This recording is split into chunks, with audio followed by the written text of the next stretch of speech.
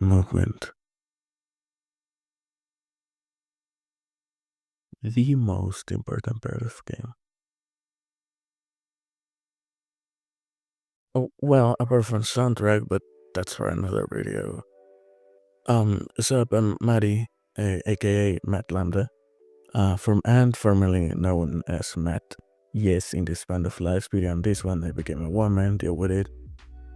Anyways, as I said in my last video, today, I'm here to talk about movement in games. Right, so remember this little line I said in my last video? The, don't expect the next one to be as long? Yeah, well, that went out the window pretty quickly. Yeah, this is a long one. No, you see, a game could have the best graphics, the best story, the best characters, but if the movement's trash, then I don't wanna play it. It is that simple. An example of this is obviously, well, actually not so obviously, Red Dead Redemption 2. Yeah, Red Dead Redemption 2, and like, I'm sorry, but not actually. RDR2 movement is like, no, almost no. It is boring, it is repetitive, and there's this little mechanic that I fucking hate. Hello? The fact that I need to keep pressing A over and over to go faster in my fucking horse? Like, what the fuck? I am not trying to get carpal tunnel. What the fuck is wrong with you? Anyways, yeah, as I mentioned, Audio 2 has great story and characters. Sunset Overdrive, on the other hand, yeah. Okay, again, I'm not saying Sunset Overdrive is necessarily a bad game, but in terms of story or characters, yeah, it ain't the best, I'll tell you that much.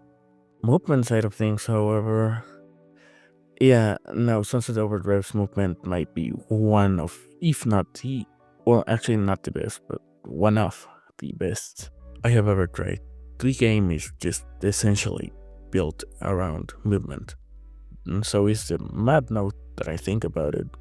There's rails, you can dash in the air, wall run, you can use cars as trampolines. Well, essentially, the map's big and it never gets boring to move around it. So remember one of the first lines I said in the video? It could have the best story and character, but it's the movement stress and I don't want to play it. Yeah, so that was 100% true. You see, I didn't finish Red Dead 2. I gave up on it on like the first fucking like train heist or whatever the fuck. Sunset Overdrive, however, I played it again and again. And yeah, the story's not great, nor are the characters, but even so, the game is fun and it keeps me entertained throughout it. Plus, it was made by Insomniac Games, which, if you know them, you know they also make this other, pretty little game, not very known, called fucking Spider-Man for the PS4. Hello. So yeah, give it a try if you haven't yet. It is good. No, I'm not saying that having slow movement is bad. Like, look at The Last of Us. The slow movement only adds to the tension. Or Resident Evil 7. When I tell you I was shitting my pants, I mean it. Well, horror games in general tend to have slower movement, and as I said, it fits them well. Like, I wouldn't be terrified of Mr. X if I could just like fly away, you know what I mean? So this leaves me with one question. What exactly makes movement good? That was a long ass intro. No, that's one hell of a question. Um, for me, movement needs to feel responsive, fluid, and just good to play in general. But in reality, it's all subjective. I guess I'll talk about a few games which I consider having a quote-unquote good movement, and then I'll answer or try to answer the question. So we already talked about Sunset Overdrive. Another game with great movement is Overwatch. Um, I, yeah, Overwatch. More specifically, Lucio. And before you say anything, No, Overwatch is not a bad game, alright? The bad thing about it is that it is owned by Blizzard. Blizzard is, well, Blizzard. Oh yeah, Lucius Movement. Now, at first sight, Lucius Movement might seem simple. I mean, you can wall run, speed boost, and oh, well, that's it. You see, but it's not actually just that. The way it works is whenever you wall ride and then jump off of that wall, you build up speed. And Lucio's top speed is pretty fast. This also comes with a bunch of tech, like quantics, b-hopping, like skimming, etc. Yeah, I would know. I got like over 100 hours on Lucio. Okay, so just to catch up, Overwatch is a hero shooter. This means it's fast-paced, so obviously a fast-moving hero will fit it well. Now, let's see something more along the lines of... wait, what? A Roblox game? Really? Yup, believe it or not, a Roblox game of all things has one of the best, and I really invest, movement in games. This game being Parkour Reborn, made by Among Us Studios. Oh, come on. Yeah, for a game to be named Parkour, it obviously needs to have good movement. I had some high expectations coming from Parkour Legacy because I was hyped up about the game, and oh boy, did they deliver. So, what is the gameplay, you might ask? Well, let's just say it takes what Mirror's Edge was trying to do and improved it. It is silky smooth. It feels so good to play. And I'm sorry, do I need to remind you, this is Roblox we're talking about? Roblox. Props to Among Us Studios. This game is pretty great. And thanks to Atsuover here for introducing me to this game. I'm a big fan. Next up, it's a survival horror game. Oh, and one of my favorites at that. Outlast. Well, what can I say? It's fucking Outlast. One of, if not the scariest game I've ever played. Now, movement side of things, well, yeah, you can sprint, bolt, and duck under things. You're never safe. You can run, sure, but not for forever. Miles, the main character, will eventually slow down. Even though there's no visible stamina bar, at least I don't think so. I'm sorry, I haven't played the game in fucking forever. But his breathing starts getting heavier, and you start second guessing whenever you need to stop sprinting, because, well, you never know when he'll run out of it. The enemies on this game, again, I haven't played this game in long, so sorry if I get a thing or two wrong, but come on, it's just a fucking video, bro. Can crawl under things like you can, but their AI is aggressive. Like, some will give up if they lose sight of you, of course, but others, especially key enemies, are relentless. So you can just bolt over a table and expect to be safe. You have to plan your escapes carefully. Well, overall, the movement of Outlast fits the game. It adds to the atmosphere, seeing as you're not completely helpless. It feels like Miles, you, can think like, oh shit, there's a threat here. I should bolt over this or duck over this. It puts the controls in the player's hands without pulling away from the tension and vulnerability that there is. Now, here's a game you probably haven't heard of, Marble Blast.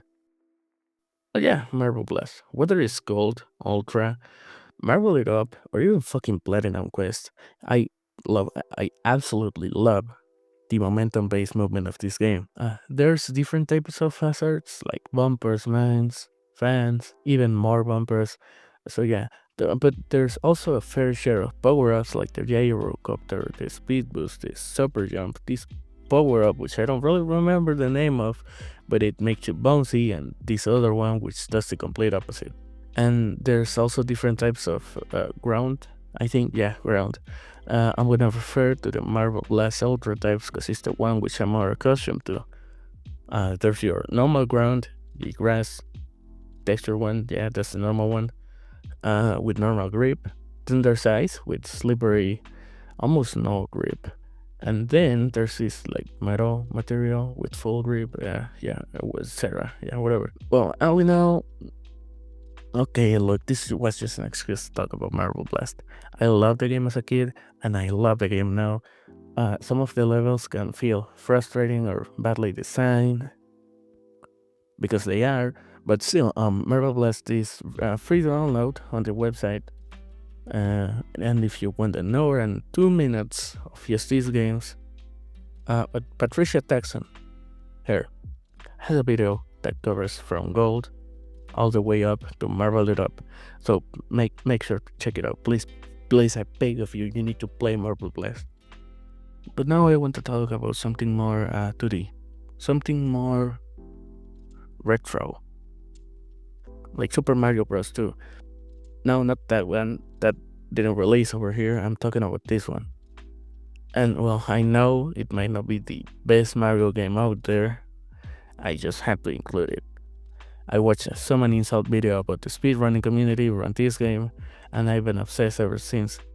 So we got 4 characters: Mario, Luigi, Toad, and Peach. First of all, nobody picks Mario. Matter of fact, fuck Mario. Fucking just pull Mario into a back alley and shoot him 3 times. Okay, so 3 characters, each with its unique movement. Luigi's jumps are higher and they feel more floaty. Peach can just like float. Yeah, she just floats for whatever reason. Only for a small amount of time, but it helps. And Toad's movement might seem simple. Mario, like, even it puts a bad taste in my mouth to just pronounce his name. But he has this hidden little perk. Whenever he holds an enemy or just a heavy object, he moves faster. Yeah. Again, it's pretty simple. It's a fucking retro 2D game for the NES, I think. I don't fucking know. Yo, Maddie here. So, I've been japping and japping about games for a long ass time. However, if you did make it this far, then it probably means you are enjoying my japping. So, please consider liking the video, drop a comment down below. I mean, you don't have to, but it does help. And if you're really enjoying the content, then subscribe. But only if you're enjoying it. Now, back to the video. Okay, so before I continue, I want to remind y'all, this is my opinion, yeah? My opinion. Nothing I say on here is subjective. So before you go and flame me in the comments and disliking the video for not including small chunks Chasing Simulator 2 the prequels movement, do keep in mind that if I haven't played the game, then how the fuck am I going to know if the movement feels good? But enough of my opinion. Let's see what some of my friends think about movement in games. Now, a bit of a disclaimer here. These opinions were in Spanish and I try to translate them as best I can. So if any joke or whatever is missing, it's because I just couldn't translate it. Please don't correct me in the comments. I have no respect for this language. So first, my friend Botas, aka Drums, here's his channel. Well, the truth is, I think that for the movement in a game to be considered good, it has to meet 2 conditions. Number 1, it must be appropriate for the map size, and number 2, it must fit the type of game. For example, if we only consider the first condition, Red Dead Redemption 2 would have horrible movement mechanics because the map is huge and the character doesn't move very quickly. But that's the thing. Red Dead Redemption 2 isn't a game that needs the player to move quickly, like in Warzone. Not that I think about it, it'd be pretty funny to see Arthur Morgan do it in Slide Cancel, right? Well, back to the point. Since it's a story mode, Red Dead Redemption 2 doesn't depend as much on the player moving quickly. I'd give you another example, but honestly, I can't think of one. I am writing this while taking a shit. Okay, thank you, Botas, for including that one. Conclusion, what the hell is up with accelerating my horse by pressing a button over and over again, angry face? Yeah, that's what I'm saying, bro. So a pretty good overall opinion. Now, let's see what my other friend, Chago, has to say about it. So, Chago, for you, what makes the movement in a game? Uh, uh, okay, then. Incredible insight, Chago. Thanks for your contribution. Moving on from my friend Chago's clear priorities, what I'm trying to say here is that everyone has their opinion. There is no perfect formula to create a good movement system in a game. I mean, just look at this. From the point of view of a game dev, you're stressing out like, how do I appeal to this? How do I appeal to that? The simple answer is, that's the neat part. You don't. You know, in the back of your mind, you're not gonna appeal to every single person who plays your game. You just can't. And you're gonna fuck up in one way or the other. Alright, so these videos are very pretty long, and I think this is a good stopping point for me. Like, believe me, I could go on and on about movement in these games. Like, I'm autistic, bro. I can. Anyways, this is all for me, folks. So if you enjoyed the video, you already know, like, subscribe. And also, if you like my rambling, you can check out my other channel at Mad Lambda with 2Ds. If you want to hear me rant on and on about all sorts of things. Do you have any other opinion or game you want to share? Make sure to comment it down below. I'll try to read all of them. See you later. This was Maddie speaking to you. Bye-bye.